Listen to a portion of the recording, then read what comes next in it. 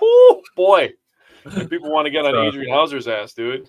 Let's make that a little bit higher tomorrow. I hope so. All right, so we are back on another Wisco Fanatics Wednesday. I want to throw this out there. I'll be honest, the forecast does not look good for tomorrow. We are going to be live at Stadium View tomorrow, probably around 1 o'clock. If whether practice is indoors or outdoors, if practice is outdoors, then we'll be there. And then we'll be at Stadium View right after practice. But if the practice ends up being indoors, we'll probably just go straight to Stadium View and we'll start the show at 1 o'clock then. But right now it looks like either rain or smoke from wildfires is going to force practice indoors. But we'll see. We'll keep a closer eye on it tomorrow. But whatever happens, we will still be live at Stadium View tomorrow with John Del Rey from Lombardi Time Brews talking about the Packers so far in the preseason, some expectations we have, some guys we're impressed with, hype trains that we're riding. Hype trains are always fun. And just some other context that we want to bring up with the Green Bay Packers as far as the preseason is concerned so far. But today we have 4 Milwaukee Brewers games to talk about. We have the sweep against the White Sox in the first game against the Dodgers. Then in addition to that, we are also going to be doing a rookie report. We have 7 rookies that we're going to talk about today. Abner Uribe, Elvis Peguero, and then Brice Turang, Joey Wiemer, Blake Perkins, Andruw Monasterio, Sal Frelick, and who am I forgetting? Nope, that's 7. That's all of them. Never mind. Yeah, 1, 2, 3. That's it. I got them all. I nailed it. 5, 6, 7. Yeah, that's 7. All right. So let's start like we normally do with our power pair and underrated performer. Give me your power pair and your underrated performer. All right. So for my power pair hitter, I went with Mark Canha. This is a guy that's been getting a lot of flack since we brought him over to the Milwaukee Brewers. Again, he's free, so every hit that he gets is for free. 2 game winners he hit in the last week for free. Just want to hammer that home so people understand. He's been pretty good, man. He plays good defense. He gets some good at-bats. He was 4 of 14 this week. Scored 2 runs, 2 doubles, big-time doubles. 3 RBIs. 2 of those 3 are some big-time RBIs. 2 walks and only 1 strikeout. So that's what this guy does. He gets on base. He gives you tough at-bats. He doesn't waste at-bats. That's a 286 average, a 353 on-base percentage, a 429 slug, and a 782 OPS. The guy's he's consistent. That's what they did at the trade deadline. They got guys that are consistent contributors, and Mark Canha definitely fits that bill. That's solid veterans, I'll say. Oh, 100%. So for my power pair pitcher, I was going in between these 2 guys. I have 2 pitchers next up here. So I decided to go with Devin Williams because he hasn't got enough love this year. 3 innings pitched, only gave up 1 hit, 0 earned runs, and 7 Ks. That means that 7 of his 9 outs, he struck them out. Disgusting stuff. He had a 0.33 whip. He did earn a W this week, and he had an opponent batting average of 100. Nice. Pretty good. My underrated performer, I went with none other than my guy, Freddie Peralta. I call him my guy, and I still mess up his name. What is life? 6 innings pitched, 4 hits, 3 walks, 6 Ks, 0 earned runs, and he had an opponent batting average of 182. He could have easily been a power pitcher, too, as well. I know.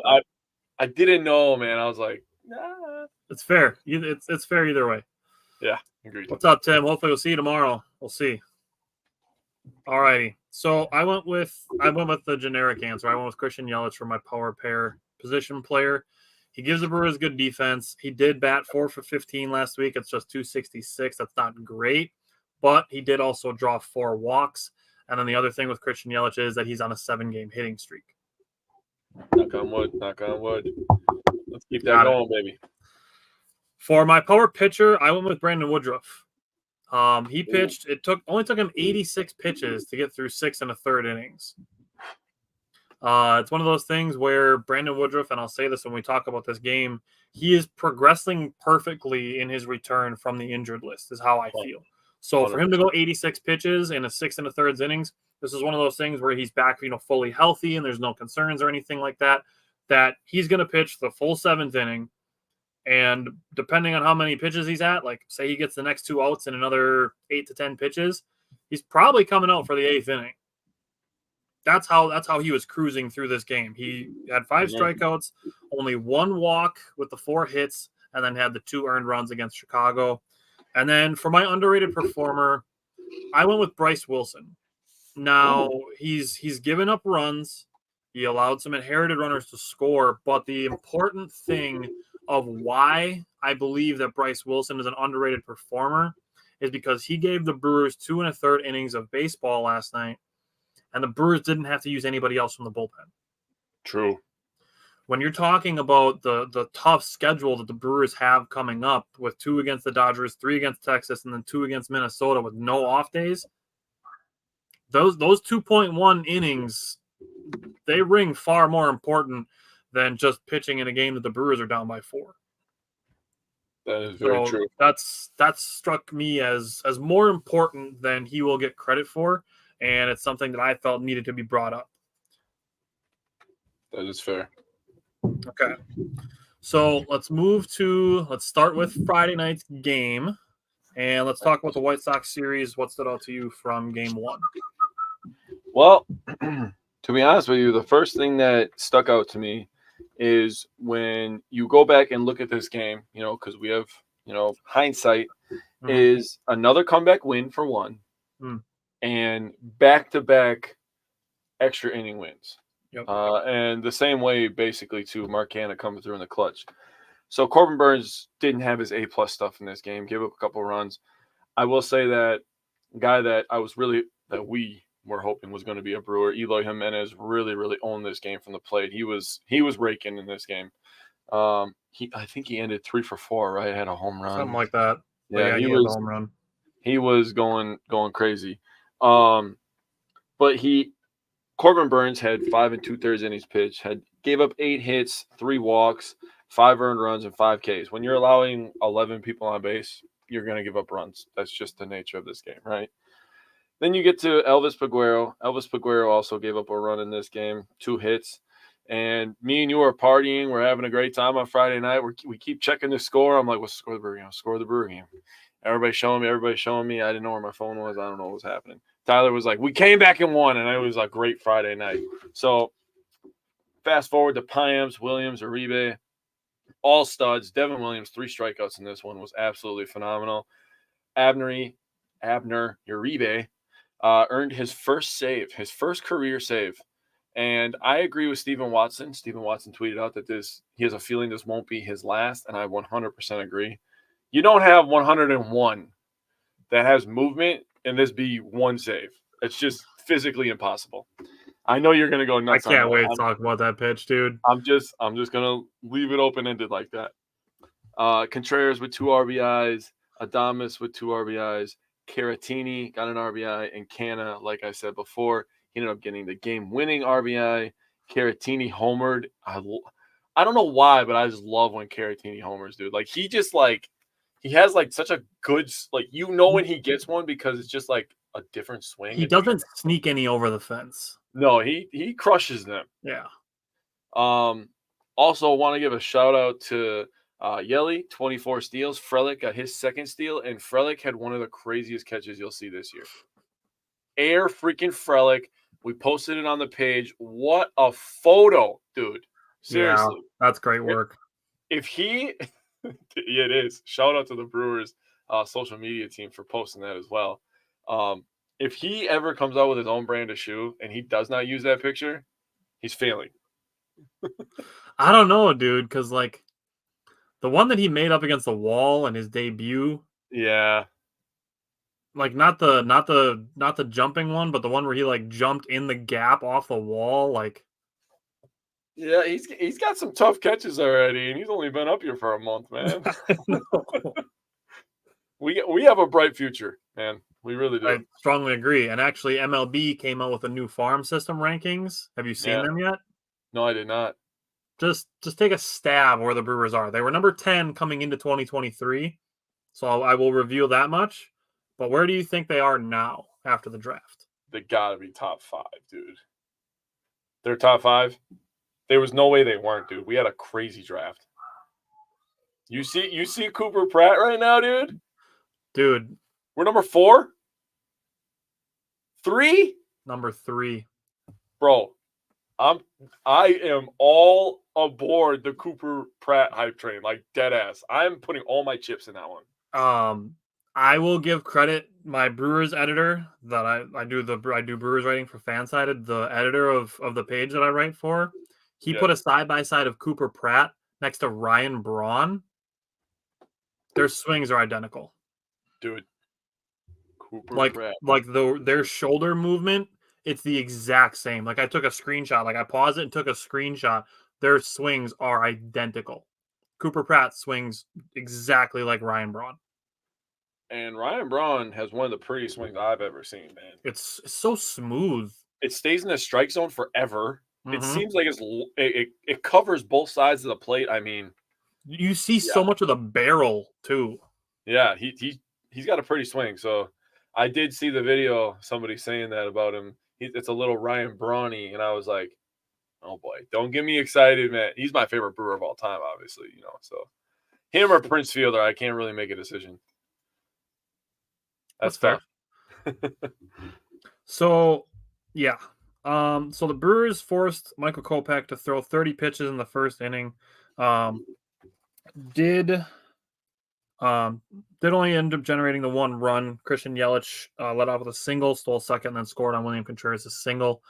Bottom of the first, I will say, and I'm not going to blame Burns' a bad appearance, his first non-quality start since the beginning of June on this, but to me it was something worth mentioning, is that in his first appearance against Tim Anderson, it did look like he tweaked something in his left leg, his stretch leg, when he was making pitches really early. I think it was like the second pitch that he threw in the game. Mm. He did stay in the game. He pitched. He's pitching tomorrow. So, like, there's nothing injured list wrong with him. But, if at the back of his mind, he's like, like something's bothering him in his leg just a little bit, like if that's enough to steal just a tiny little bit of your focus. Mm-hmm. So that's, I'll throw that out there. And like I said, I don't want to use it as an excuse, but to me, it is something that is contextually relevant. So he did make a very nice play by Willie Adames on a slow grounder by Benintendi, a walk on what should have been a strike. And then, it was Benintendi. He got a walk on what should have been a strike.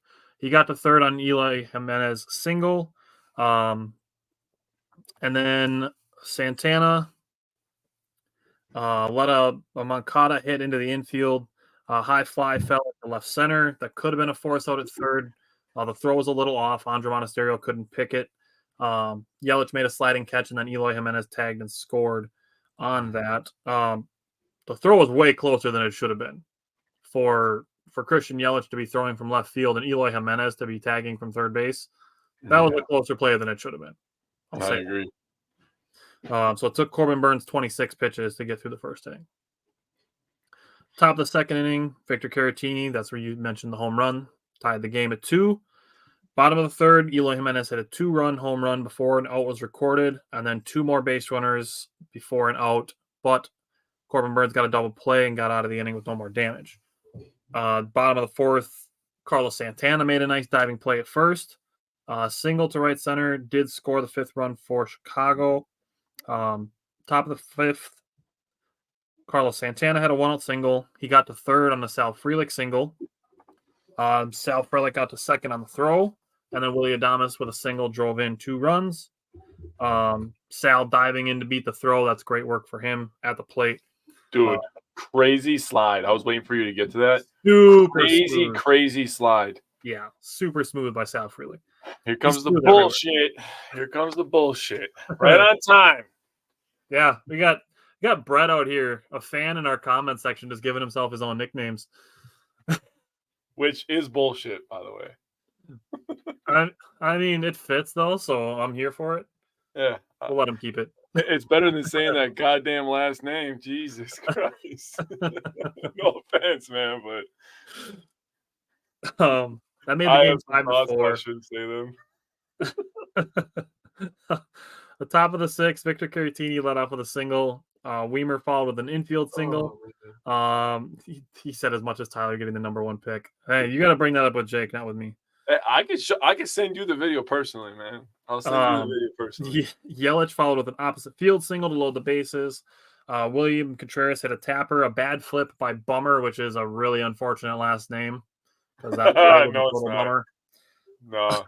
Victor Caratini and Joey Wiemer scored on the play, and that was it for the Brewers in that inning. The bottom of the sixth, Burns got the first 2 outs. He did retire 7 straight before he was taken out, and then gave up a single, and he was done at 107 pitches. The German, well, okay, all right, German word for sunshine. I'll give you that. He said he's joking, bro. He said he's joking about me getting the number 1 pick. Oh, okay, that's what he's not joking about the German word for sunshine. That's really the German word for sunshine. Yes, that does make sense to me. That's amazing. Brett Sunshine. Yeah, joke's on you, Jake. Yeah, story of my life. Elvis Peguero did get the pitch on Elvis night, so take that for what it's worth. Got a ground out to end the 6th.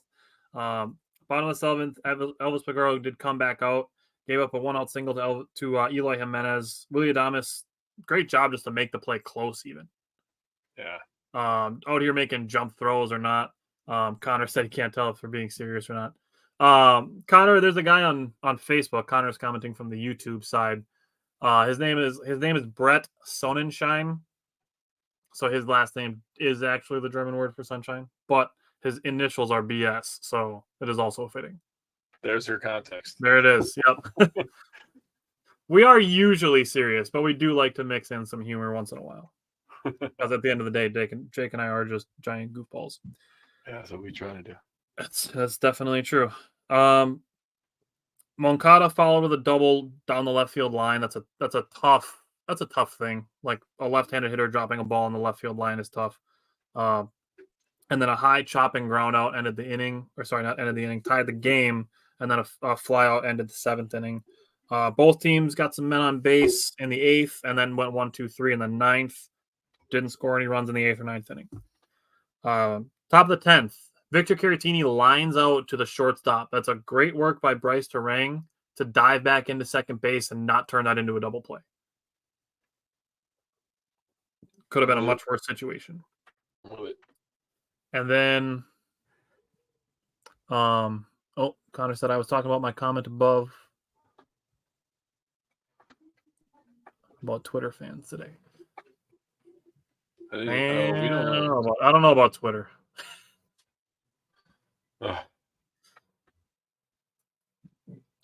Okay.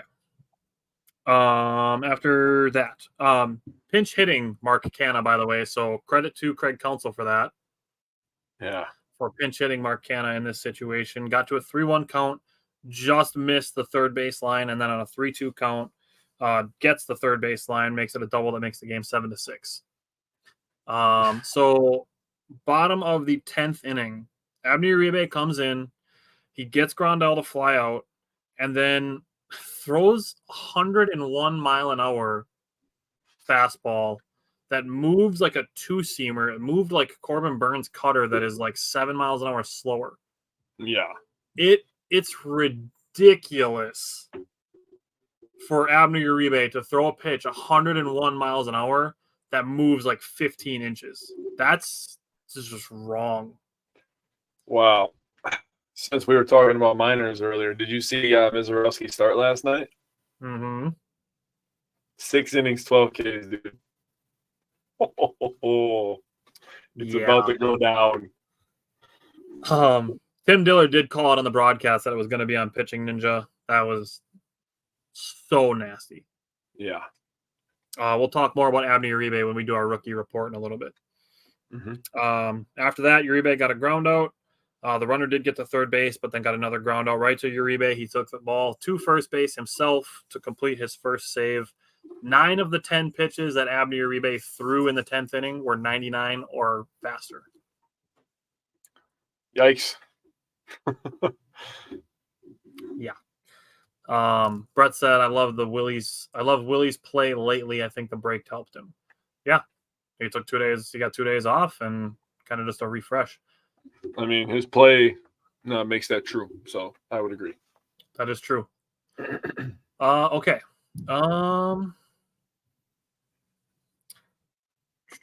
Okay. Game 2. What stood out to you from Saturday's game? Didn't go into extra innings. It didn't. So that's the first thing. That's good. That's good, right? We were talking about the schedule right before we got on here, and we think that's bullshit that we play 3 straight 9 o'clock games. Yeah, that's so dumb. Super trash. I really wish they would just move them up an hour. Like, just make them 8 o'clock. Should move it up like 6 hours. I mean, that would be nice. I'm talking like regular start time. Like, Midwest, we start at 7. Out east, they start at 6. Why not just make them out west start at 8? Make them all within 2 hours. I don't know why that's such a big deal. You know what I'm saying? Like, I'm being like generally serious about that. Like, 9 o'clock is late as fuck over here, man. 9 o'clock here. It's not 9 o'clock there.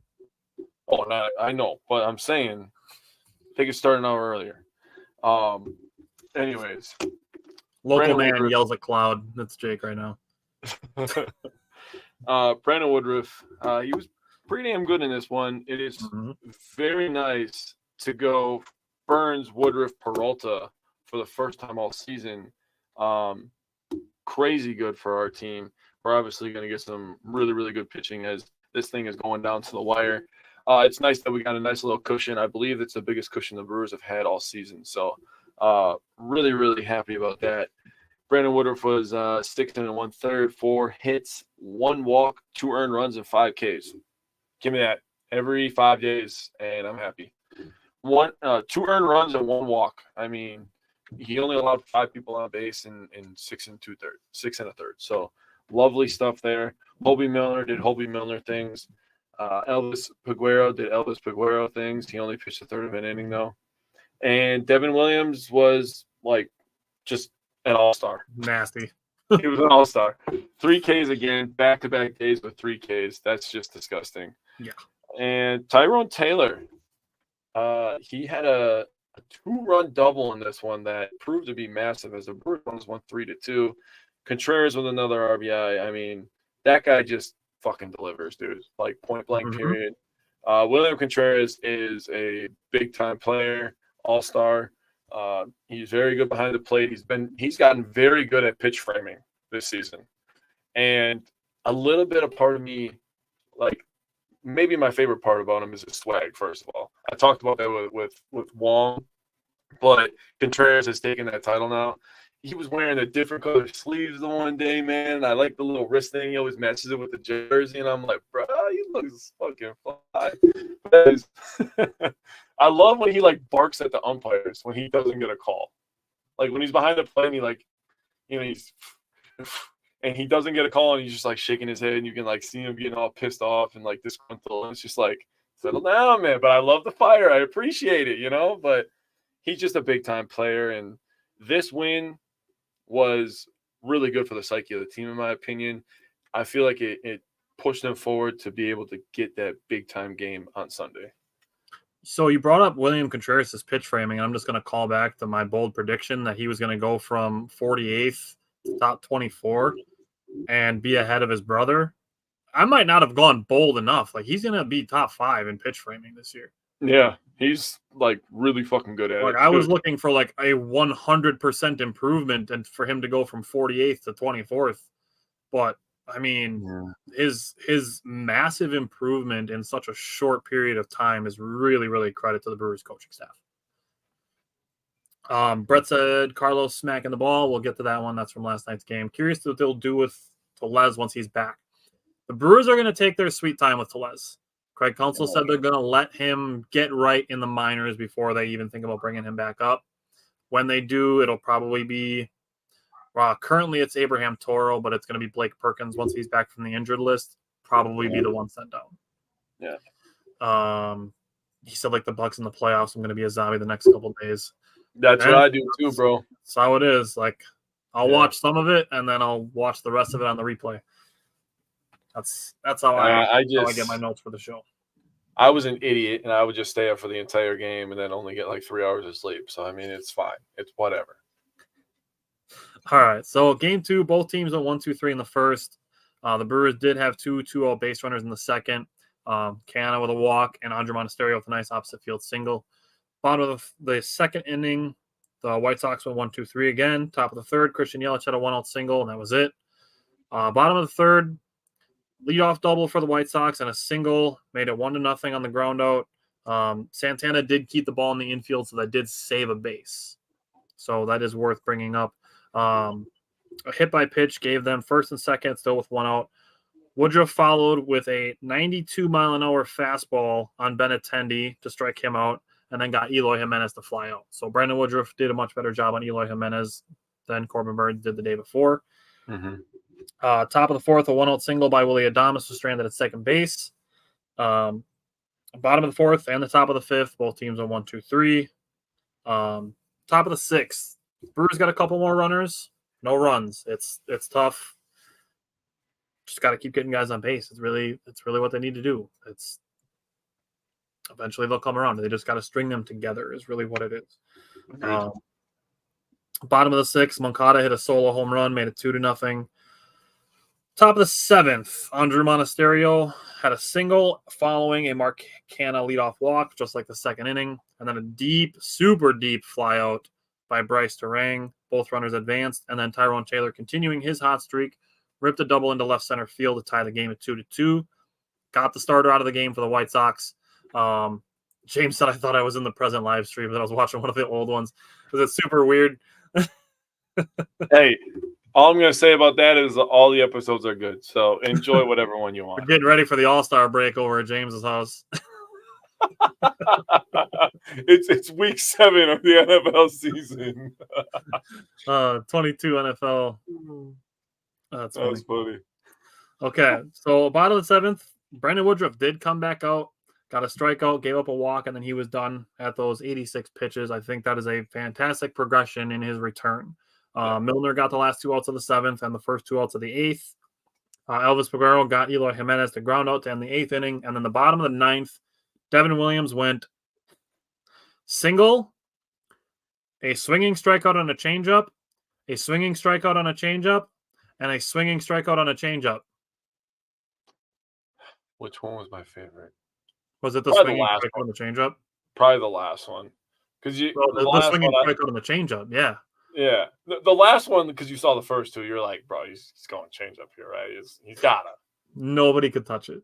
No, that thing is unstoppable. Gave up a single on a fastball, and he's like, fuck this. I'm throwing nothing but changeups the rest of this appearance. Fuck this fastball. He probably did. He swears into his hat every time he starts. So I know. He probably literally did say fuck this and just threw nothing but changeups and was like, here you go. Fuck you, Joe Boy. Do it myself.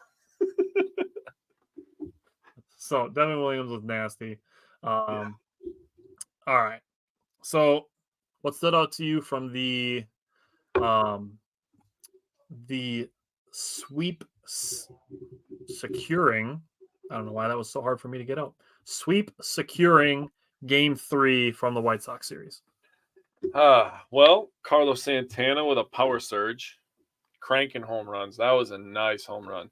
That one kind of snuck over the wall, but it was a windy day. The wind was blowing in from that direction, so he had to get a hold of that one. Could have been a 2 home run day in a normal city. True. Yelich added 2 home runs. I'm really hoping that he gets 3 more RBIs or two RBIs. I apologize. Yeah.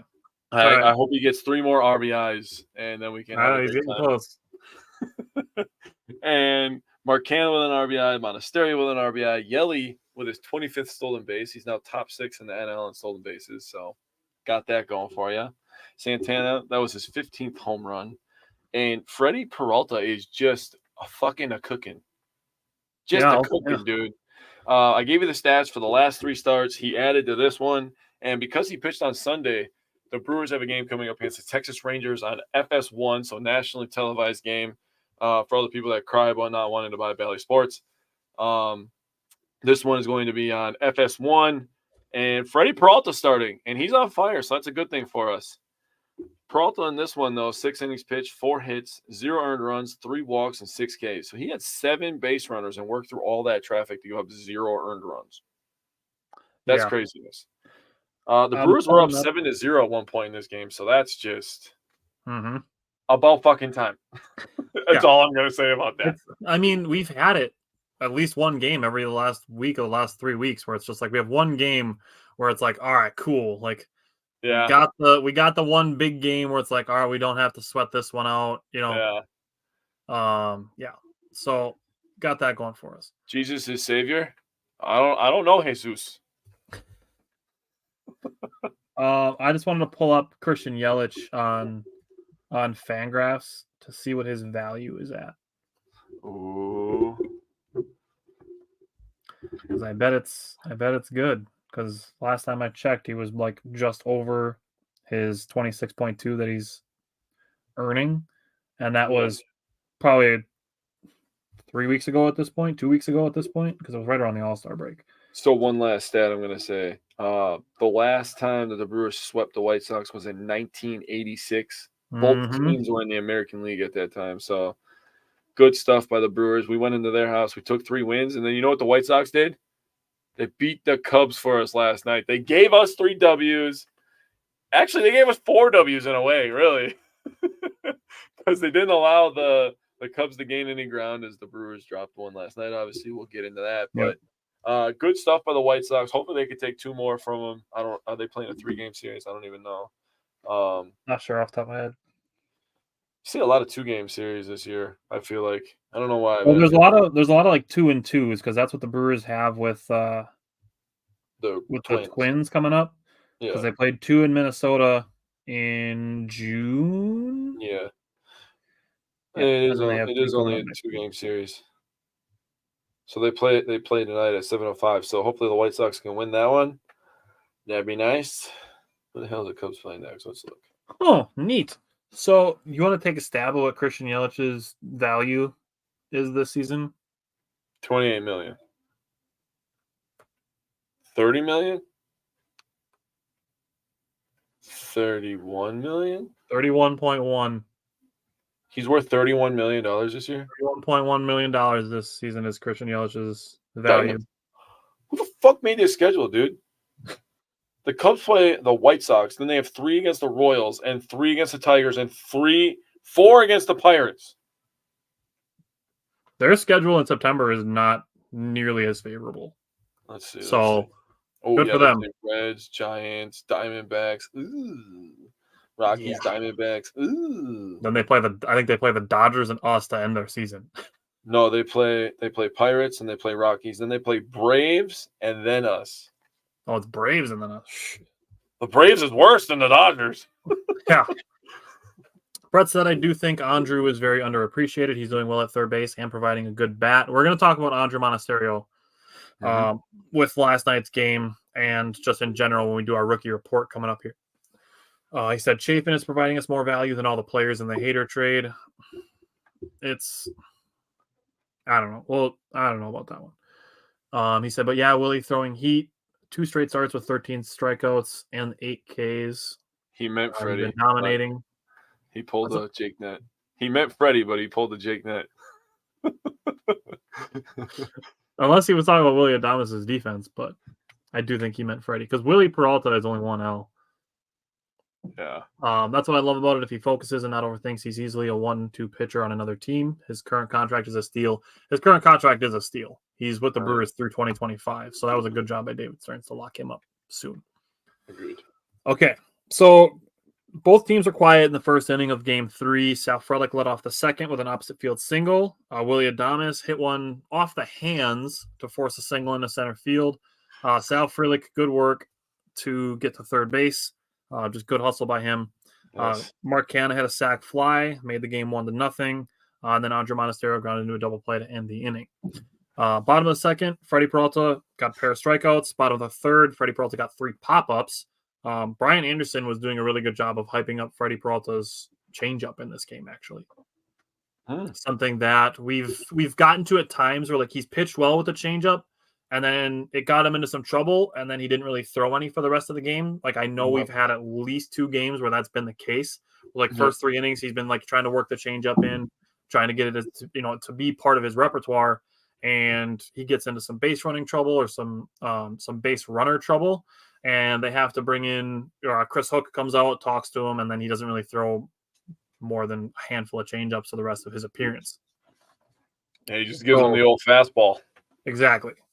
And, Freddie fastball, Freddie curveball is just working that way. But for him to effectively be using the changeup, we're seeing him progress to get even better as the season's going on. I agree. Which is fun to see.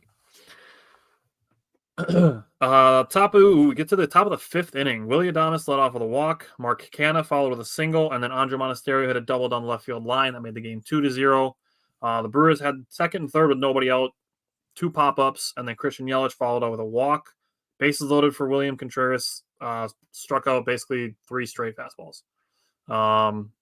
It's not going to happen often that William Contreras isn't going to come through in these situations for the Brewers, but he is human.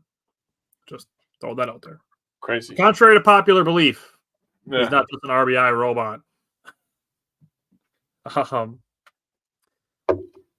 of the 6th, Freddie Peralta back out, struck out Vaughn as part of a 1-2-3 inning. He was at 102 pitches to end his day. Just great work by Freddie Peralta.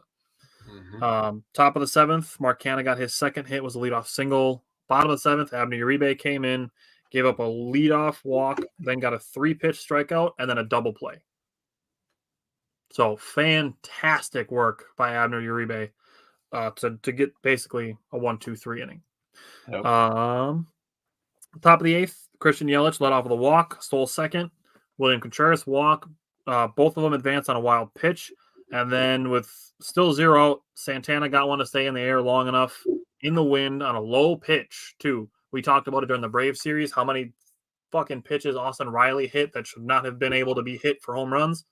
Still so stupid. Carlos Santana did it to the White Sox, put one over the fence. It could have been his second home run of the day because he hit one. He just mashed the ball, and it just got knocked out of the air by the wind for a deep fly out to the warning track. Chafin got a 1-2-3 8th. Top of the 9th, Andruw Monasterio got hit by a pitch. Brice Turang and Tyrone Taylor, or I should say, Brice Turang drew a walk, and then Tyrone Taylor got hit by a pitch also. Christian Yelich had an opposite field single. That made the game 7-0. Bottom of the 9th, J.C. Mejia came in, gave up a leadoff walk. Runner advanced to second on a wild pitch.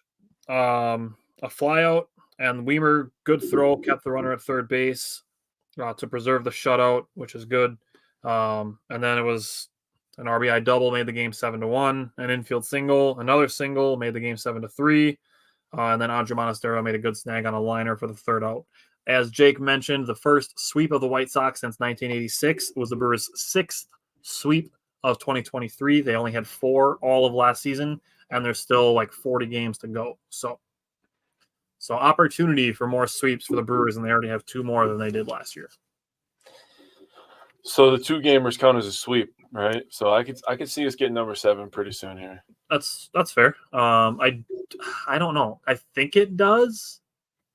It should. It's a 2-game series, so it should. We lost both games of the Twins. I'm sure they counted that as a sweep earlier. That's possible. Brett said it felt good, especially when the Cubs lost to them yesterday. That's what Jake was saying with basically the White Sox giving us 4 Ws by letting us have 3 and then also giving an L taking them from the Cubs. I'm like, oh, I love you so much right now, White Sox. Okay, so what stood out to you from last night's game besides the fact that the first 5 innings went by in 49 minutes? Man, that game went so fast. Everybody's swinging at the first pitch. Adrian Hauser was fucking dealing to start this game, man.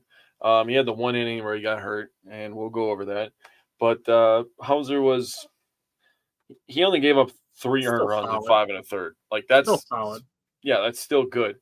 Only 5 base runners total, so you can't complain about that in 5 1/3, right? Yeah, I have no complaints about Hauser last night. And the 6 Ks.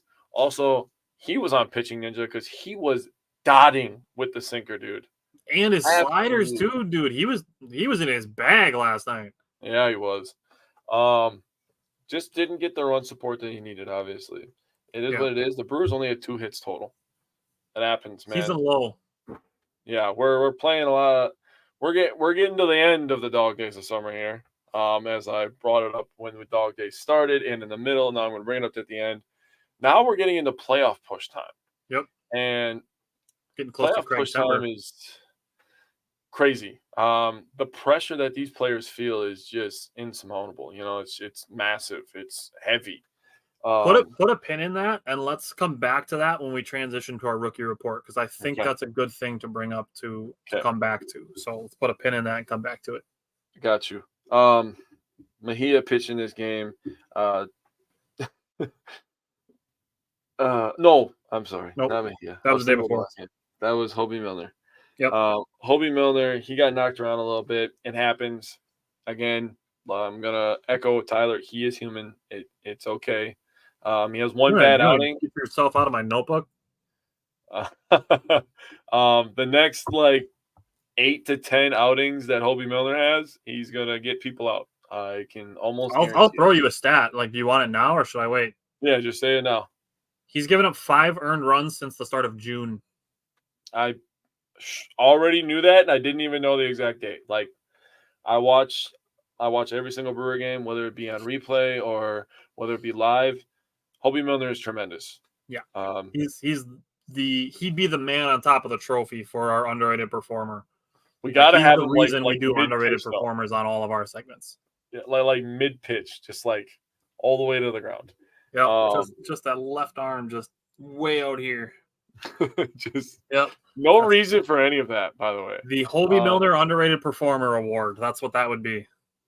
We should just start calling it that, dude. Dude, I'm down for it. The Hobie Milner underrated performer segment. I just had a random idea. We should just do a fucking a Hobie Milner underrated performer of the year award for each team. Dude, I'm fucking down. We can do an award show at the end of the year. Bro. Here you go. Everybody watch the live. Do a little light show, bro. We're just out here. Put a picture up there. Content in the middle of shows. Don't mind us. This is what our meetings look like, people. So now you're in the meeting. I'm sorry, that idea popped in my head, and I thought it was fantastic. Little peek behind the curtain. Carlos Santana absolutely destroyed a baseball last night. Yeah, he just destroyed a baseball. Just killed it. Bryce Wilson, I agree with all your points. Those are very good. Eating up 2 1/3 innings pitched, giving up 2 hits and having 2 Ks. So tremendous stuff from him. It's 1 loss. It happens. We go against Clayton Kershaw tonight. We have Wade Miley on the bump, so we'll see what happens. The Brewers can knock around. I wish we were getting Woodruff versus Kershaw again, because that's a legendary matchup in Brewers history. But and I wish Woodruff could get in at bat. But it's hopefully we can steal the next 2 games and then go on to Texas.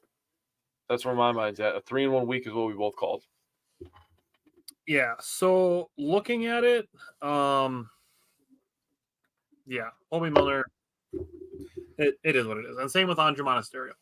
He's also human. We'll get to it in a second. Yeah.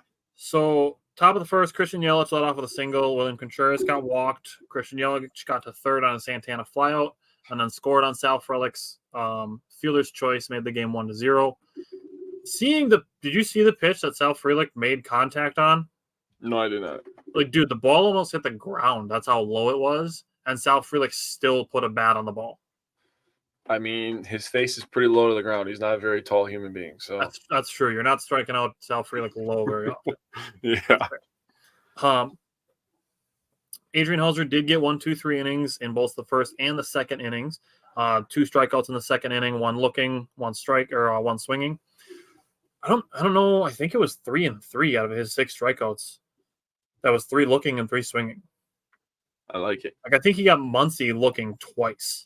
And the dude just basically get to a point where you just throw your hands in the air, because you can't, like you said, dotting pitches right at the knees. Yeah. What are you doing with that? You beat it into the ground. That's your best option. I think my favorite strikeouts are the looking ones when you fool somebody. Those are the best to watch. You're like, ha! I like it when you paint one right on the corner, and like the guy doesn't even argue; he just walks straight to the dugout. Yeah, those are good too. That's like a sign of respect. Like shit, that was good. Right? And that's the difference between the minors and the majors, man. These guys up in the majors can do that like almost on a consistent basis. It's Yeah. crazy. Top of the third inning, Christian Yelich did get down into an 0-2 count. He did ground out in the at bat, but I want to give credit to Christian Yelich for working back to 3-2. Just working counts like that. I do think that is something that is contagious with the Brewers. I want to look this up now that I'm thinking about it. To see if the Brewers are striking out less since the All-Star break, because I do think that with the additions of Mark Canha and Carlos Santana, the call-up of Sal Frelick, I do think the Brewers are taking more pitches. Brice Turang's kind of his improvement since being called back up. I do feel that everybody is striking out less and putting the ball in play more. So I do want to look out the strikeout numbers before and after the All-Star break, because I do feel that it's rubbing off on everybody, the contagiousness of not striking out. They are putting together a lot more at bats. The batting averages across the board are higher. I have all the rookie batting averages, and they look beautiful for this month. Yeah. So bottom of the third, another 1-2-3 inning. So Adrian Hauser started this game 9 up, 9 down. That helps make the game go faster. Bottom of the fourth, the Dodgers did get their first base runner and their second on 2 infield singles. But Adrian Hauser got a pop-up, struck out Muncy looking, and JD Martinez looking. I wanted JD Martinez so bad in the offseason. So mad. So bottom of the fifth, a single and a double to start the inning. Hauser got a strikeout. Then there was an RBI ground out that made the game 1-1. And then a fly out to end that inning.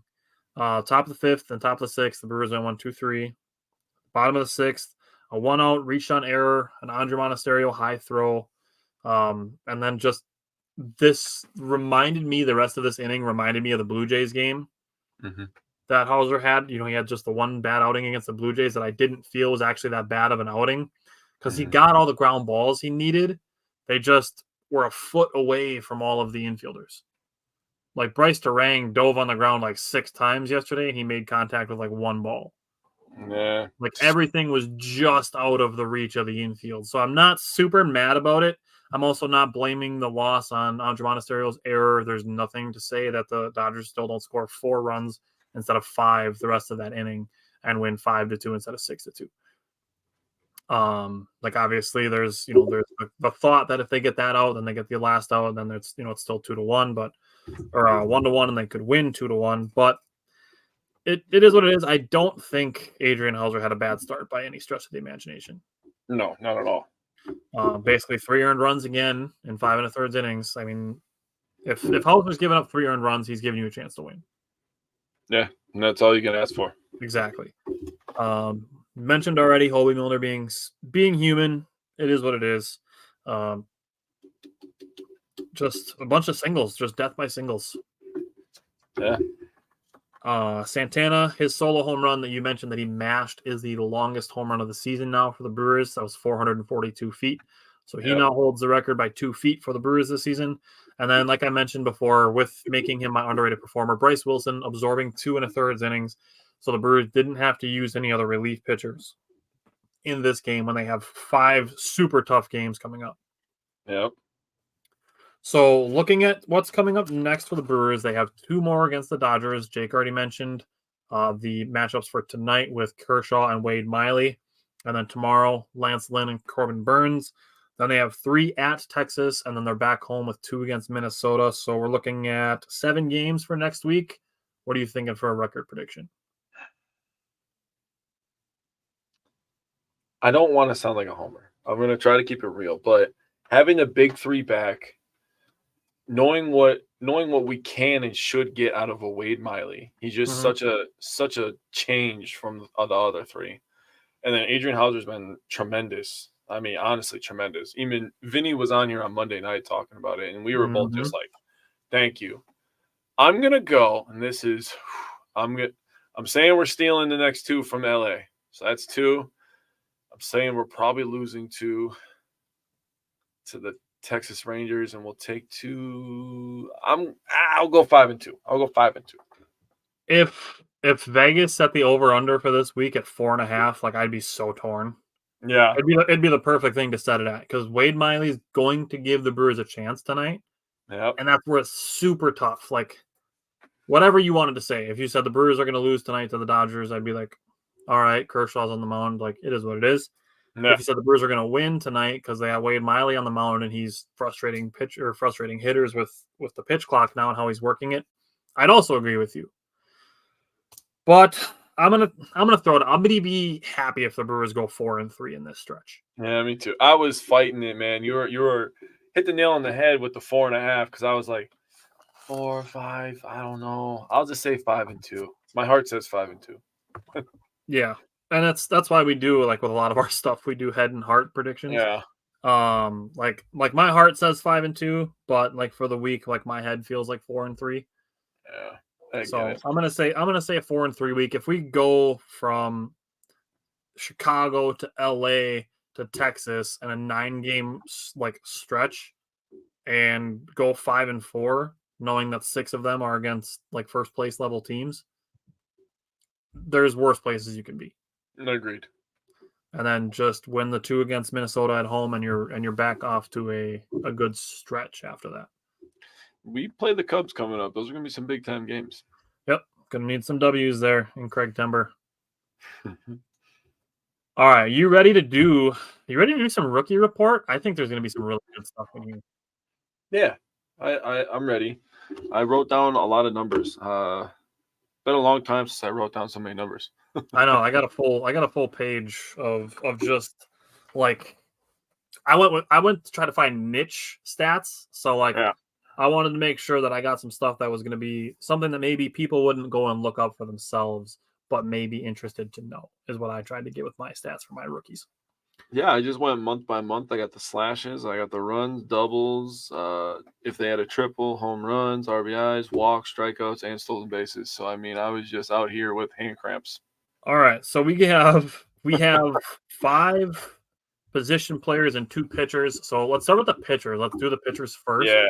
Knock those guys out, and then we'll talk about some position players. So let's start alphabetically. Let's go Abner Uribe, alphabetical by first name, I suppose. Abner Uribe. What are you thinking with Abner Uribe so far in his rookie season? So he's still raw, right? 13 total games for him. In July, he pitched 6. He had 6 2/3. He gave up 5 hit, 1 earned run, 4 walks, and 8 strikeouts. But the thing that you saw was he has the stuff, right? Obviously we've all seen the fastball. Yep. He's getting very good with the slider, especially against the lefties, and kind of placing that like right underneath the zone. So you're seeing that slider that's 11 miles an hour, 12 miles an hour slower than this fastball, and then he's just pumping you with 101, 102, and you stand no chance with that, especially when, like you pointed out, it moves like Corbin Burns' cutter. You're screwed in that situation, right? So he had a 1.35 ERA in July and a 2.27 opponent batting average. So then you get to August. I have these stats updated right before last night's game, by the way. So right after the White Sox series. So in August, he had 7 innings. 7.2 innings. Sorry, I'm just getting crossed up here because this writing is so freaking tiny. It's so frustrating. I hate this. He's given up 3 hits, 1 earned run, 2 walks, 7 Ks. So he had a 1.35 ERA in July, a 1.17 ERA in August, and a 1.25 batting average so far in the month of August. So you see that he's gaining more confidence with his pitches. Being around these major leaguers is definitely helping him hone in on his skills. So going from a 227 to a 125 batting average in mere games is impressive to me. And that's the thing that I'm going to take away from this is he looks like he's executing his pitches better. And that's a dangerous thing when you can throw 102. Mm-hmm. So for me, looking at Abner Uribe, he's the guy that I didn't even think was going to like hit the major league roster until 2024. Right. So that's the first thing that I have with Abner Uribe. You mentioned the 13 appearances and the 14 innings and change. 15 strikeouts and only 6 walks. That's a pretty good ratio for a guy whose problem was going to be command. Agreed. And then with Abner Uribe, this is just a super fun stat. He has thrown more 100-plus mile-an-hour pitches so far this season. He's got 36 of them, by the way. Oh, wow. More 100-plus mile-an-hour pitches than every other Brewers pitcher combined since StatCast started in 2008. Oh, my. Oh, my. Wow. All right. We're starting out hot. Oh, man. So Abner Uribe is just out there throwing just straight gas. Yeah, he gives you the gas. Sheesh. I So like it. very pleased with Abner Uribe so far this season. I like it. All right, let's move on to the other rookie guy out in the bullpen, Elvis Peguero. What's standing out from Elvis Peguero for you so far? So Peguero has been very good. Mhm. We got him in the trade, obviously, and in that man, just so many good trades in the offseason, so many underrated moves from I don't the know. Brewers. Just tremendous stuff. And Peguero has been so good that he's now part of the law firm. And we Yeah. love the law firm, right? His name is also Elvis. So, I mean, this guy's just like double awesome. We have an Elvis in a law firm. It's just amazing. April, he was very good. Only pitched 3 games, had a 3.38 ERA, a 2.73 opponent batting average. You're like, all right, you see this guy, he gives up 2 earned runs, has 4 Ks, 6 hits. You're like, all right, what do we got in this guy, right? We just get him from this trade. He's fresh, he's new. Mhm. Then you get to May. He pitches in 9 games, 11 innings, 10 Ks, a 3.18 ERA, and a 1.71 opponent batting average. Now you're looking at this guy and you're like, all right, this guy's got mid to upper 90s. He's got a really good slider. A little foreshadow for you. A lot of Brewers pitchers have good sliders out of the bullpen. So I'm just going to say that. Piamps with the best one, by the way. That Mhm. slider is fucking gross. So gross. You get to June. He gets the ERA just above 2. And he still has the opponent batting average at 217, so a little bit higher than May. But in June is when everybody started really being believers, in my opinion. He pitched in 16 games during that month, 13 innings, gave up 10 hits, 12 Ks, and 6 walks. So 2-1. And he ended our season that month too. He what? And he ended our season that month too by allowing Ellie De La Cruz to steal home plate. So Oh yeah, I forgot to mention that. yeah, surprised So you I didn't guess even I know. shouldn't just mention the next 2 months of games that he played, but Yeah, season was over 2 months ago. I'm gonna do it anyways. July was a little rough. He had a 6.39 ERA. He had a couple bad outings, 9 earned runs and 12 and 2/3 innings pitched. And then in August, 6 games. Right, he's been all right. He did give up 3 earned runs in those 5 innings pitched, so it's kind of ballooning his ERA, but still only giving up a 2.38 opponent batting average. I trust him to get it right. There's no way that this is the trend it's just gonna go up. I believe he's gonna come back down to earth and be the Elvis Peguero that we come to know and love. So I like Peguero, obviously rookie. That's why it's on the rookie report. So I feel like the future is bright for him. Maybe just get a third pitch and he could actually be a really good setup man in the future for Abner Uribe. Yeah. I mean, if you're looking at a position where the Brewers could potentially have for a solid amount of the future, Peguero, Piamps, Uribe, and Williams, like Abner Uribe might insert himself into the law firm. He's studying law currently, so he can join the law firm. He brings the heat. So for me, Elvis Peguero, what I looked at was his small.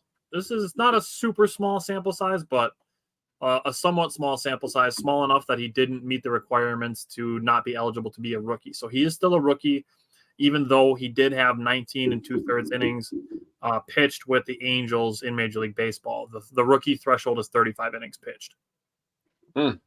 So that's how Peter Strzelecki was able to pitch a bunch of games last year for the Brewers, but still be classified as a rookie this year. Same reason that Garrett Mitchell played a bunch of games last year, but is still classified as a rookie for this year. You have to meet a certain threshold of innings played and games played to not be considered a rookie anymore. So will he be a rookie next year too? Garrett Mitchell? Yeah.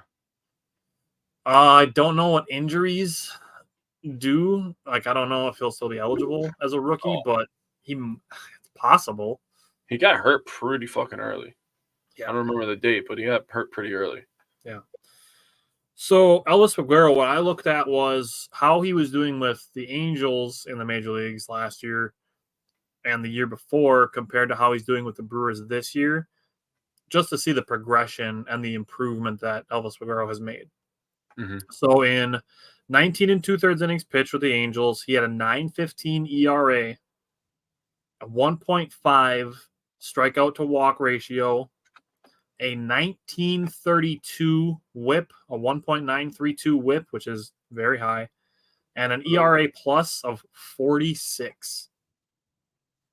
100 is average. His was 46. And the Brewers pitching lab was just like, give him here. We'll fix him.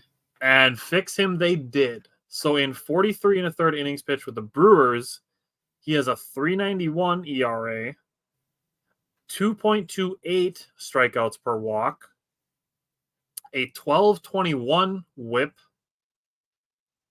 and a 110 ERA plus. So he's much better with us. Very, very much better with us. I like it. Now, we talk about his fastball. He throws a sinking fastball. His sinker, on average, moves vertically 28% more than the league average. Oh, wow. That's impressive. Yeah. So he throws a sinker with a ton of movement. And like you said, the Brewers did a number on Elvis Peguero. And he's been very reliable, I would say, is what you would expect out of a rookie who was basically a throw-in in the Hunter Renfroe trade. Right. All right, you ready to talk some position players? Yeah, I think just thinking out loud here, we should do Frelick and Perkins first, since we kind of don't have a lot of games played for them, and then we'll get into the Monasterios, the Wiemers, and the Turangs. I feel like we'll have more context on them. I don't know how you feel. That's fine. I was thinking we go around the horn, like around the baseball diamond, but we can do it. That makes sense too. How do you have it in your notes? Let's do it how we have it in your notes, just so we can make it easy for you. I started with Turang. That's the first guy I did. Let's start with Brice Turang, because I also did Turang because you sent me your notes. So I'm like, all right, I'll do that so that ours are in the same order. Okay. I'm a nice guy like that. So let's start with Brice Turang. So what is standing out to you with Brice Turang so far in his rookie season? Well, we always talk about how good his defense is, and his fielding percentage is .994. So, I mean, that's pretty damn good for a rookie. Only has a couple errors in the season. Nope, it's only got one. They rescinded the other one. Oh, so he's back down to one error for the season. One error. That is impressive. So I'm just going to go over the major numbers here. So he had a 208 batting average in April, scored 8 runs, had a couple home runs, 5 walks to 24 strikeouts. Not a great ratio, right? He's young. Right. You'll let him grow. In May, he had a 205 average. He hit a couple doubles. He scored 8 runs again, hit another home run again. He had 5 walks again and 24 strikeouts or 21 strikeouts. So he went down 3 strikeouts, and you're like, okay, maybe he's coming around. Then you get to June, and June was a real struggle bus for my man. Obviously, he got sent down to AAA. He had a 182 batting average, 0 runs scored in June. He did hit 2 doubles and a triple. So he had 4 hits total, 2 doubles and a triple. So when he hit him, he hit him. He had 4 strikeouts and 1 walk. So obviously, he only had 22 at-bats. So he went down there, and then in July, he had 15. He was 15 to 72. So he had 208 average. He had a couple doubles, had another triple, home run. He had 13 walks and 15 strikeouts. And then people are starting to be like, okay, it's a little bit more even. I'm with that. Mm-hmm. And he's still continuing the great defense. He's starting to work counts a little bit more. And he's starting to look like a Major League Baseball player, in my opinion. Every home run he hits goes to the second deck. Yeah, every home run. Then you get into August, and so far he has a 282 average. He scored 9 runs and 39 at-bats. It's a pretty good average. 2 home runs, 7 RBIs. He has 6 walks and 5 strikeouts. So now he's above the threshold, correct? He has an 814 OPS, a 436 slug, and a 378 on-base percentage, We get those numbers from Brice Turang for a season. Damn. Fucking all-star. Damn. That's awesome. Literally the growth, and I was just staring at like three things. I was staring at batting average, which like it's tough, because take what you want from batting average, right? Then I was staring at, the runs scored, because if you're getting on base and you're scoring runs, you're helping the team, right? Then I'm looking at strikeouts to walk ratio. That's one of the biggest ones that me and you both point out. Yep. So for him to go from 24 strikeouts to 5 walks and now have more walks and strikeouts this month so far, yeah, I'm loving the growth of Brice Turang. Absolutely. That's a great call. So I looked at Brice Turang post All-Star break. That's when he got his call back up. So post All-Star break, Brice Turang is slashing 241, 347, 361.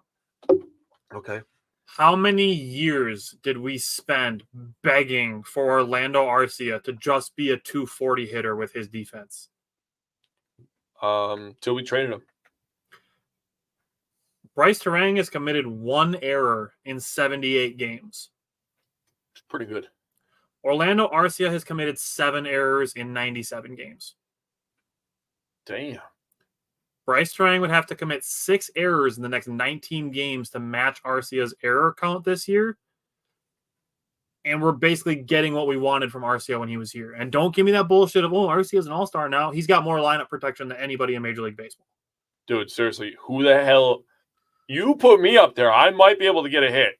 I'm comparing Milwaukee Orlando Arcia to Milwaukee Brice Turang. That's fair. We are getting better hitting and better defense than Orlando Arcia is currently playing. That's fair. I like it. So I threw that out there. Looking at defensive runs saved this season, Brice Turang has 6. Orlando Arcia has 2. Ew. So we're getting better defense and we're getting better hitting than we got from Arcia when he was here. Agreed. So if people are all mad and bent out of shape that we didn't keep Arcia, we have a better version of him than we had from Arcia when he was here. I like that comparison. I'm okay with it. Okay. So why don't you start the next one? The next one that I have Andruw Monasterio next. Me too. Okay. We'll do Andruw Monasterio next. Now, people are mad at him because he's had 2 errors that are in the forefront of mind, one being against Washington, and one being last night, those being in somewhat recent memory. Mm-hmm. But he's committed 4 errors total in 53 games this season. Yeah.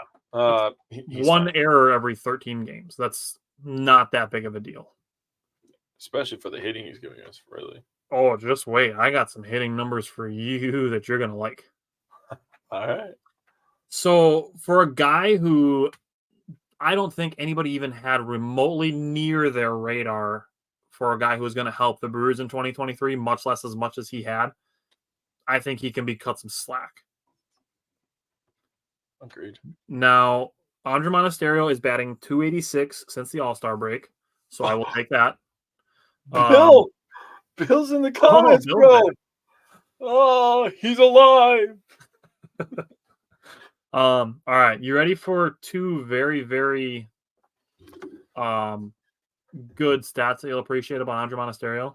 Yeah, I just moved to the edge of my seat for you. Cool. Andruw Monasterio is batting .297 with runners in scoring position. Yes. And then versus left-handed pitching. Oh, this is going to be a good one. Andruw Monasterio is batting .341. Oh, wow. Against lefties. All right. We've been begging for left-handed pitching, hitting players. Andruw Monasterio is doing the damn thing. A 341 average and a 926 OPS versus lefties. Nice. Andruw Monasterio is mashing against lefties. I like it. I like it a lot. Bill, we're glad you're back. Yes. Sorry to hear you had a rough go for a while, but you're tough as nails. I already know that. I've never even met you, but I know you're a tough guy. You're a smart guy. Glad to have you back in the comments, man. Yeah. Andruw Monasterio, you want me to go? Or you? Yep, go ahead. Let's talk about Andruw Monasterio some more.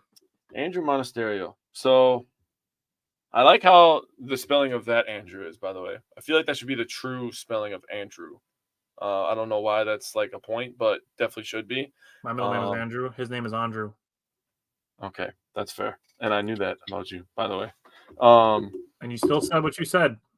See how I know, it is. That's how I feel, man. I can't. When I see you tomorrow, we're fighting. So that's fine. We're gonna have to fight in the smoke and blaze of some fire, so it's fine. Andruw Monasterio bet. He came up in June. He was batting 205, 8 for 39. He scored 8 runs, 2 doubles. Got his first career home run, 4 RBIs. Had 6 walks and only 10 strikeouts. So really, only the 10 strikeouts is really not that bad. So he's giving you quality at bats, right? Yeah. Then you get to July. This man was batting 329 for an entire month. That's just. We probably didn't talk about that enough, to be fair. As much as we talked about Owen Miller in the month of May, we probably should have talked more about Andruw Monasterio in July, to be honest. If we were playing Brewers Roulette and you would have told me that it's going to land on Andruw Monasterio to bat 329 in the middle of the fucking season, I would have said you're an idiot. Especially if you did it before the season. For real, right? You've been like, Andrew, who? Yeah, I don't even know who that guy is, but he has a great smile and he batting 329. That is something we did notice. We did bring that up when he first came up. Like, he still just looks happy to be here. Yeah, love that guy. Always a great attitude. Appreciate that about him. For real. So 329 average. He had a 390 on base percentage, a 414 slug, hail Milwaukee, and an 804 OPS. Every time I see a 414, I always think I'm like, nice. Self-fitting. And also in July, he came up with one badass hit celebration that has become the hit celebration for the entire team. Yep. Love the record scratch. He seems to be bringing the fun to the team. Obviously a great attitude. So he seems just like a great locker room guy. And those are the kind of people that you cheer for, right? I was just going to say, like you said, great locker room guy. Like looking at on the field and like in the dugout, like how do you feel about Andruw Monasterio calling him a glue guy? I'm completely okay with it. I mean, everybody took his celly. Yeah, I like that he kind of had a thing with Wiemer for a little bit about the celly. Wiemer would give him some looks, and he's like always pointing at Wiemer, like, you know. The two young guys just going at it. I would love to be a fly on the wall. Throw this out there on the subject of calling him a glue guy. Like he's also held the team together in like injury situations. Yeah, when Brian Anderson was he's really held it together, literally like glue. And he plays multiple positions as well. You know, when Turang went down, he's able to play second base. He's able to play third base. I mean, you just spread him around like a glue stick. I'm with it. Andruw Monasterio, glue guy. Got it. Put Andruw Monasterio's face on a glue stick. See what happens. This is no longer Elmer's glue. This is Andrew's glue. Andrew's glue. Throw a Brewers logo on there and we're good to go. That's gonna be the weirdest graphic that nobody's gonna understand unless they watch this show. Nobody. Just post it on the page and watch people be like, you know what? The hell is this? I don't agree with that though. There's gonna be some smart people that understand that we're calling him a glue guy. There will be people that get it. We'll see. I'll make it. We'll see what happens. People will get it. In August, he has a 279 average, 5 walks and 8 strikeouts. In the month of July, he had 14 strikeouts and 7 walks. So, I mean, he's not striking out a bunch. He's still getting on base a whole bunch. He scored 11 runs in July, 8 runs in August, 2 home runs in August that were both game tires, by the way. So, 2 massive home runs in this month. He doesn't steal bases a lot, but he has good speed when he is on base. Mm-hmm. He's just been fun to watch. That's how I'll say it. All right, so we have 3 outfielders left to talk about. We have Joey Wiemer, Sal Frelick, and Blake Perkins. I kind of want to do Blake Perkins next because I have so many fun things to say about Joey Wiemer and Sal Frelick. So I say we do Perkins, then Wiemer, then Frelick. It just has to happen. I'm perfectly down for that. We can end the show with one of these. Yeah, we can end the show. Yep, I'm down. I'm super down. I'm so happy we get to do that, dude. Oh, all right. Let's talk about Blake Perkins. Do you want me to go first again, or do you want to go first? Yeah. You go first. Take it away, buddy. Okay, so Blake Perkins really has been bottom line, been a really good fill-in with Mhm. some big batting moments.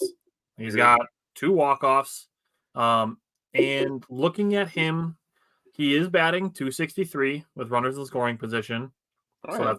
that's above. I think the league average is somewhere in like the 245 range. I want to say it was like 240, 242 last time I looked, so it's somewhere in that range. So Mhm. I will confidently say he's above league average at 263. I'm with it. And he also, I'll throw this out there. He's batting 256 with 2 outs. Oh, So when we talk about stringing hits together, for him to have a higher batting average with 2 outs than he does on the season as a whole, like I will take that. And it is a small sample size, but he is 3 for 6 with a 500 batting average with the bases loaded, all right. Clutch including that time recent player. walk off on that single that he had to right field. Yeah. Now, he is tied. This is the last thing I'm going to say about Blake Perkins because it is such a shocking stat because he's an average defender as far as like range goes and Mhm. fielding percentage. But when you look at defensive runs saved, now his arm also factors into this. He's tied for 8th in the entire National League What? in defensive runs saved. Now, dude, just listen to this. He's only played 323 innings. Okay. Everybody above him has played over 500 innings. Oh my. Fernando Tatis leads it, and he's played like 800 innings. Wow. So we're talking like him being in this situation. It's incredible what Blake Perkins has done in limited time. Wow. I was shocked to learn that honestly when I saw that he's got like basically average defensive numbers and then just a DRS that is just top 10 in the National League. Joey Wiemer's Wow. 11th, by the way. Joey Wiemer's what? 11th. Oh wow. So you take the defense, right? That Tyler's talking about. I'm just gonna use it as my transition. And then you add in that this guy's a switch hitter. So you can put him anywhere in the lineup. Touche. He's super fast, dude. If we could pick a pinch runner in the 10th inning for every inning, it would be Blake Perkins right now because Garrett Mitchell is hurt. But both are very fast. Um, in the month of June, he was batting 288. He came out of the gates. He was on freaking fire. A double, 2 home runs, 11 RBIs, 5 walks, and 15 strikeouts. It's kind of then you get to July, 8 for 49. That's a 163 average. So he hit a really big time slump, but it's gonna happen to these guys, right? These guys are gonna have to take their lumps. Pitchers are gonna learn where they like to hit it, and managers are gonna learn where they like to hit it too, and they're gonna change their defensive positioning, right? Mm-hmm. So he had a big time slump, but he still always had the defense, still always had the speed, and all these young guys, man. If there's one thing I could take away, they all have really good attitudes about even when they're in slumps. They don't really look like they're pressing up there. I mean, obviously Turang was going through it a little bit and he got sent down, but now he righted the ship, right? So all Yeah. these young guys, they got speed, they got defense. So those are the two stepping stones that you can step on for sure with all these young guys, right? And if they all average 250 and give me that defense, we're gonna win a lot of fucking ball games, dude. Jackson Chourio looks like the part. So that guy's hitting like 290, and he's gonna be a 35 to 40 home run guy. I'm not even shitting you. He just looks like that kind of guy, right? Joey Wiemer can blossom into a 30-30 guy, I believe. That's really what I believe. He has the speed for it. He's going to give you great defense. It's within the realm of possibility. Brice Turang, he's not going to give you a ton of home runs, but if he can give me 270, I'm only asking for 270. I'm not asking you to hit 310. Even if he gives you 260, 15 home runs and 20 stolen bases for a Right, dude who's going to play Gold Glove level defense. right. That's what I'm saying, right? Just give me 270. And Sal Frelick, man, that guy is a 300 fucking hitter. We're gonna get to him in a second. Yeah. That guy's a 300 hitter. Okay, if I've ever fucking seen one, he was born to hit a baseball at a 300 percentage. So last thing I'll say about Perkins is obviously he's hurt right now, as you brought up, but Yep. I like Blake Perkins. I hope that he finds his niche on this team. He could play all over the outfield, and he bats from both sides of the plate. So the value there is high if he can figure it out. Yeah, good call on the switch hitting. All right, let's talk about Joey Wiemer. Like, we have Joey Wiemer and Sal Frelick left, and I have so many things I want to say about these two. You want to go first for Wiemer, and I'll go first for Frelick, so you can end the show on the Frelick Italian celebration. I'm with it, and we both have to do it. It only feels right. Again, I'm gonna pat your back for calling this. Not exactly all the names that you probably would have thought of, but calling up that there was going to be a ton of rookies on this team producing this season is some crystal ball shit by you. So impressive stuff by you, my man. So when you start with Joey Wiemer, what's the first thing that you notice? He's big and he has great hair. And I don't care if that sounds weird to anybody else, but this guy's got a good head of lettuce, right?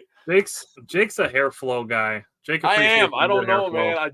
I appreciate the flow. I appreciate like a nice beard. Like, I just appreciate when people take care of themselves. This guy is 6'4", 220, by the way, and he runs like a goddamn gazelle. Yeah.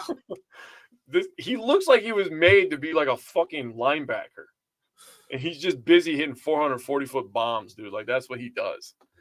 Now, the first thing I'm going to say about Joey Wiemer is he obviously has learned that he needs to chill out a little bit because he's just up there hacking at times, right? But he's learned. He's taken his lumps. Constructive criticism is a very good thing if you're able to take it. And as a professional athlete, you better be able to, or you're going to end up like Wander Franco. That's all I'm going to say about that. That's different situation, but I get what you're saying. The current situation, yes, but the one a couple months ago when he was bitching and whining, yeah. Yeah. Because Jake doesn't have much hair. I do have hair, you son of a bee. I have plenty of hair. I just like to wear a hat, okay? So Joey Wiemer in April hit 226. He had 21 strikeouts and 10 walks. He also had 2 home runs and 6 doubles, 3 stolen bases. So you're looking at this guy and you're like, potential 5-tool, right? That's what I'm looking at. Yeah. You get to May, massive slump, a 160 batting average. He scored 10 runs, hit 3 home runs, but 28 strikeouts to 3 walks. Oof. He was free swinging up there, man. You get to June, right? 233. So he flipped it from 160 to 233. That's a big, humongous jump in batting average. He's starting to see the ball a little bit better. He did strike out more, but he also had way more walks. 11 walks and 31 strikeouts. So he's still up there. He's struggling again. This is when I believe it was June, when you went over the pitches that people were struggling with. And he struggles with breaking stuff away. He just doesn't lay off it.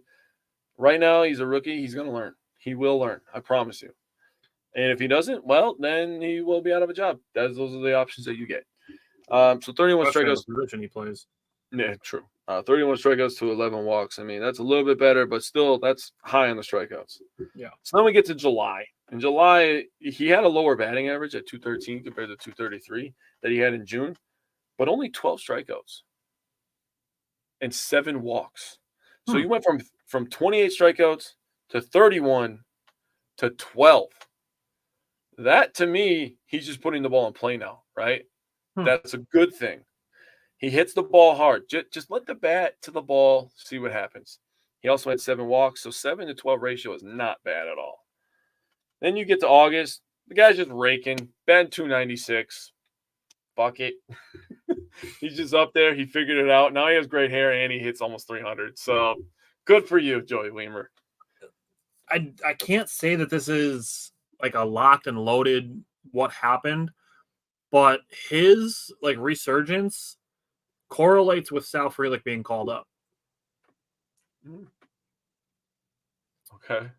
I'm gonna leave it at that because like I don't want to like speculate on Joey Wiemer's feelings, but you need to use that as your transition because that could be fucking fire, dude. If we had scripted the show, that's how it would have gone. Sports Illustrated had an article about us trading him because of the slump. I'm not anywhere near needing to trade Joey Wiemer. Like, it's not something we need to do today or even in the off season. Bill says, interesting point. Welcome back to Wisco Fanatics. That's what you watch those for, Bill. Okay. So you brought up a lot of Joey Wiemer batting stance. And another one that I want to throw out there, he's batting .305 against left-handed pitching. Yes, he is. He's a good hitter against lefties.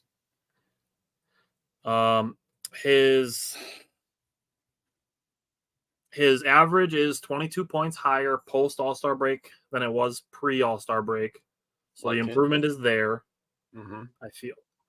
Listening to all of the splits that you gave, it really just screamed to me that this guy's a rookie. Yeah. We talked about it with Vinny Rattino on Monday, and he said that the gap between AAA and Major League Baseball is massive. Massive. So I do think with a little bit of time that Joey Wiemer will develop into a much better hitter. Yep. Now I'm going to go out on a limb, and I'm going to have the stats to back it. Joey Wiemer is already a fantastic defender. Joey Wiemer could be even better defensively. And I'm not saying that he's not doing something that could make him as good as he can be, but I'm saying as he continues to grow and, he spends time working on the tape, I think Joey Wiemer will grow to be an even better defender, and I will have the stats to back it up. So Joey Wiemer currently has a 97 grade on outs above average. He has 9 total outs above average. He has a plus 12 run value defense, 8 from his range, 4 from his arm. Okay. His expected catch percentage is 89%. It is actually 92. So he's above expected on balls that I don't know. Baseball savant would say that he should catch. He's 3% higher than that. Okay. As a base runner, he is safe on 94% of advances. So fucking send him full send on Joey Wiemer when he's running the bases every single time he wants to try to take an extra base. I will trust him to do so. All right, I'm with it. You will not ever hear me complain about Joey Wiemer being thrown out at a base because he's very good at it. Yeah, so that's kind of shows the baseball IQ, so I like that. Yes. Now, Joey Wiemer is also towards the top of Major League Baseball in reaction time. But listen to this. Joey Wiemer has a below average route to flyouts. That's why he makes crazy catches. That's part of it because he doesn't need, and he still doesn't even need to dive to make those crazy catches. Dude, the guy runs balls down. He runs like a fucking gazelle. The one he caught at home, he literally overran that. He caught it with his bare hand almost. So that tells me that Joey Wiemer can just improve his point A to point B, even if it's only 1.2, value of it. It tells me that there's a smidge of space for improvement for Joey Wiemer to be even better defensively than he has been. That's kind of nuts, to be honest with you. I truly believe the Brewers have 2 guys that are rookies this season who will contend for Gold Gloves. You're thinking Wiemer and Turang? I think Wiemer and Turang are both capable contenders for Gold Gloves. What do you say? So he's not in there, so I'm just going to ask a question because I'm interested in your answer. What do you say about a Garrett Mitchell? You think Garrett Mitchell's a Gold Glove guy? Do you think he's just too fucking fast, bro?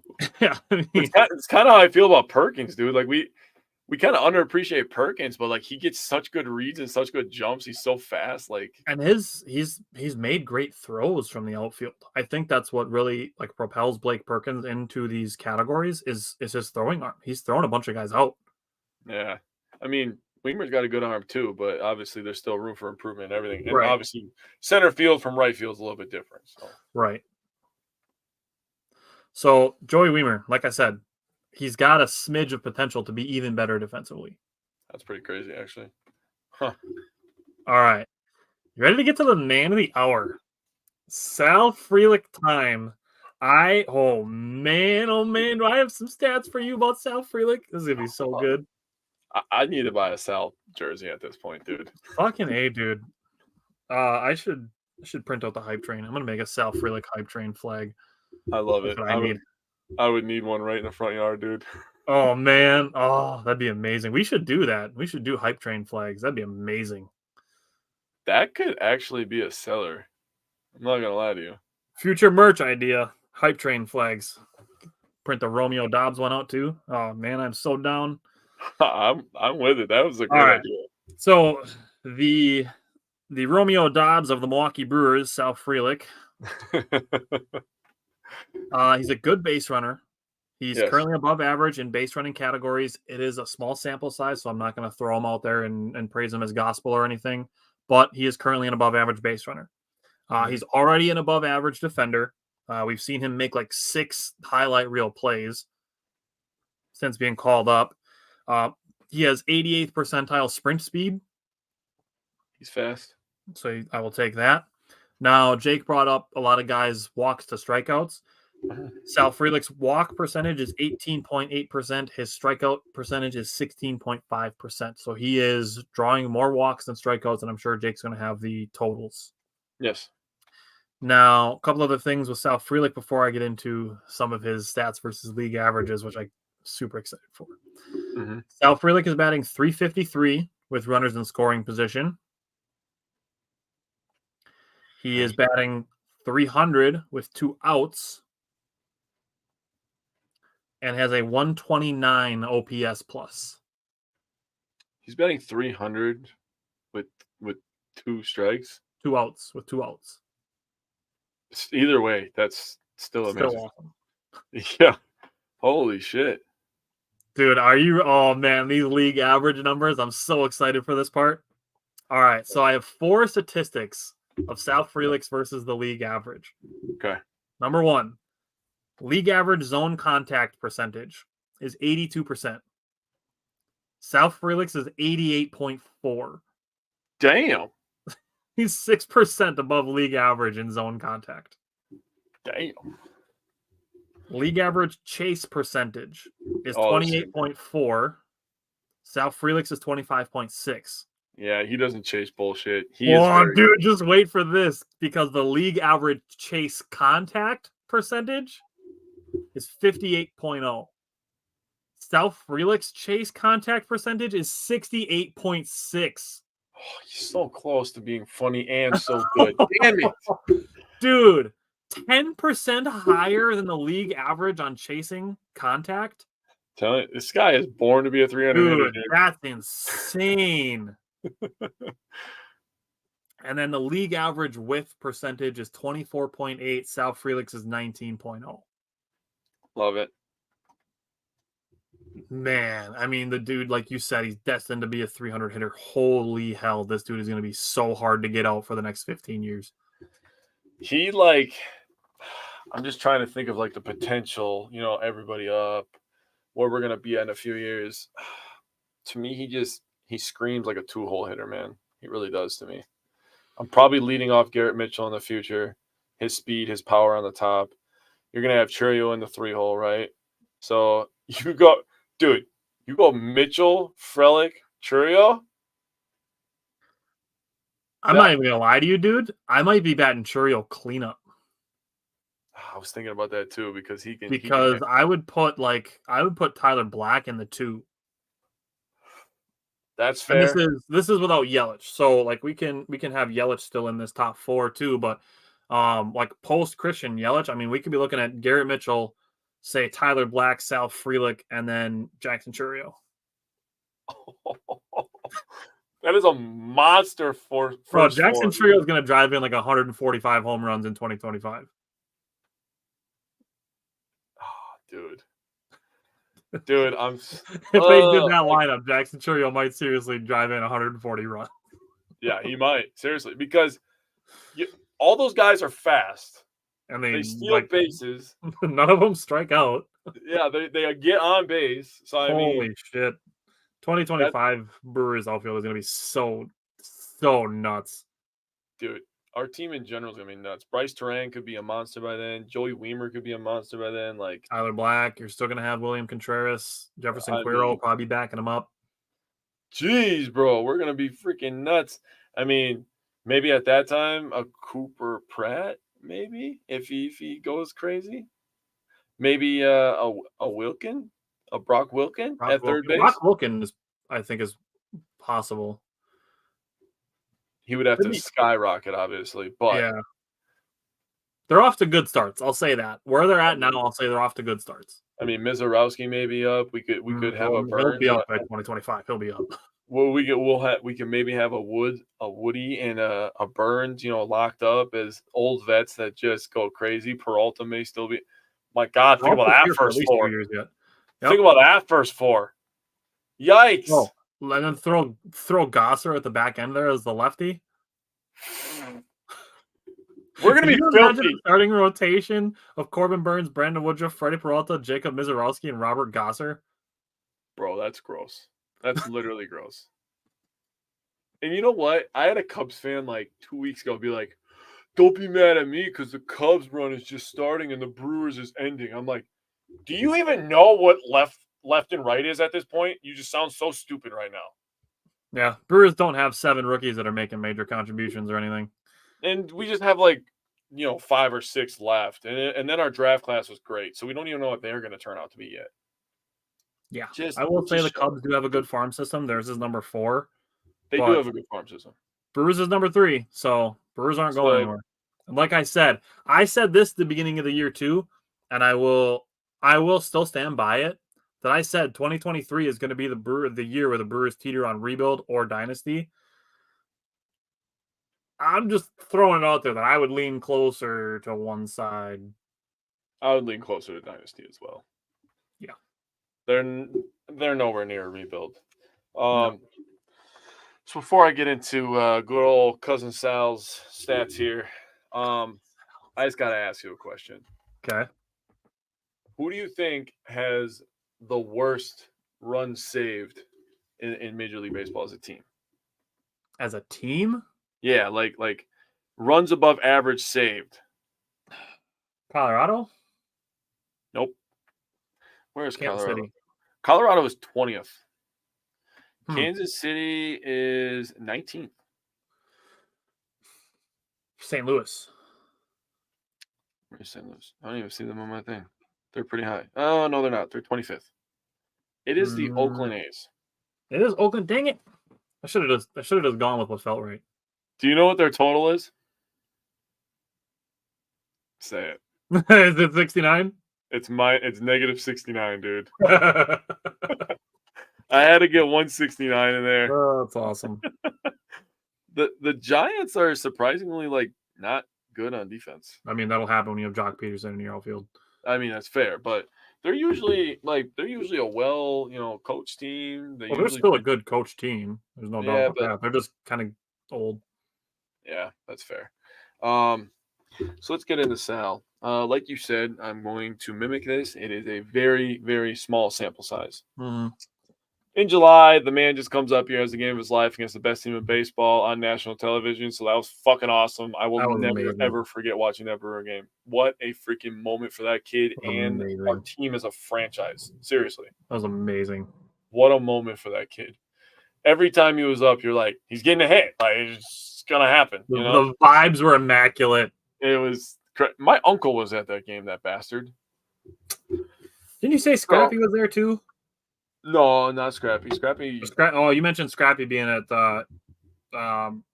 Giovanni's 1-0 complete game. Oh yeah, he was. Yeah, he was at that one, which is also a crazy game to be at. I have a weird story about Giovanni. Remind me to tell you that later. Okay. So in July, the guy goes 7-26. That's a 269 average. A fucking nice. 9 runs scored, 1 double. Got his first career home run.